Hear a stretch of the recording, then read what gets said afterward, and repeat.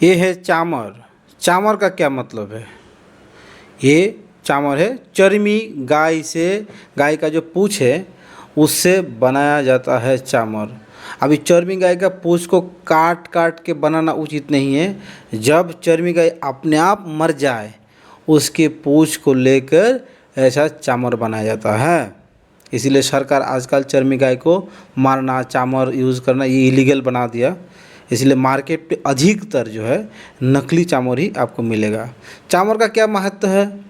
ये राजाधिराजों की सेवा के लिए, खास करके किसी व्यक्ति को अगर विशेष सम्मान आपको देना है तो उसके ऊपर चामर ढुलाइए, उसके आगे पीछे चामर ढुलाइए, तो वो विष्णु भगवान को ये सम्मान, जितना सम्मान मिलते हैं उतना ही सम्मान उसको दिया जा रहा है, ये समझ लीजिए।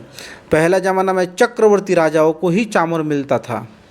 हाँ, साधारण राजा को चामर नहीं मिला करता था। चामर सिर्फ चक्रवर्ती राजा, जिस राजा के अंडर में बहुत सारे राजा रहते हैं उसको ही चामर दिया जाता था।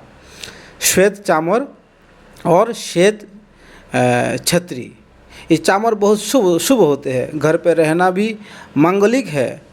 भगवान को आरती में चामर को हिलाना ढुलाना बहुत अच्छा होता है। देखिए, हम अभी अभिषेक कर लिया है गर्मी में।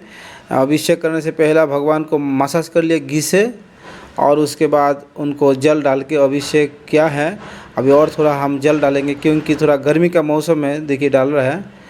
बेला फूल के द्वारा ठाकुर जी को सुशोभित किया है और ये विशेष है हमारा, इसको तो विशेष रूप में हम ध्यान रखते हैं क्योंकि ये लक्ष्मी नरसिंह उग्र शालिग्राम है। ये देखिए, इसके अंदर चक्र आपको देखने मिलेगा और ये भाग्य से किसी किसी को मिलता है। तो ये आपको दर्शन करा रहा हूँ ताकि आपका भी प्रभु का कृपा आपके ऊपर बने रहे। गर्मी के मौसम चल रहा है तो ठाकुर जी को खस और पाचोली द्वारा एक मिश्रित ऑयल, जो नेचुरल, एकदम नेचुरल, उसको अभी थोड़ा लगाएंगे। सबको लगा दिया है तो अभी विशेष करके उसको लगाते हैं, थोड़ा सा और भी इस प्रकार घिस के लगाते हैं। गर्मी के मौसम में खस पाचोली का मिश्रण लगाए जाते हैं, उसके ऊपर तुलसी चंदन रख देना है।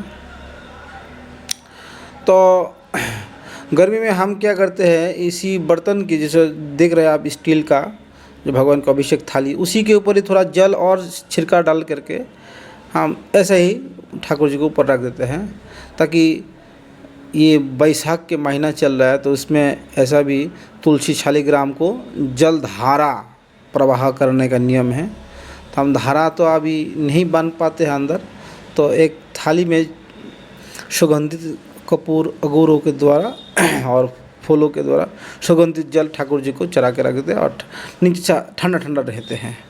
तो शालिग्राम सेवा का एक प्रोसेस है, विधि है। और देखिए, हमारे शंख भी बहुत छोटा है। इसी छोटा शंख से हम, ये लक्ष्मी जी की स्वरूप है शंख, इसको दक्षिण मुखी शंख कहते हैं। अगर अब शंख से कम हो रहा है तो हाथ से भी इस प्रकार दे सकते हैं जल। हरे कृष्णा।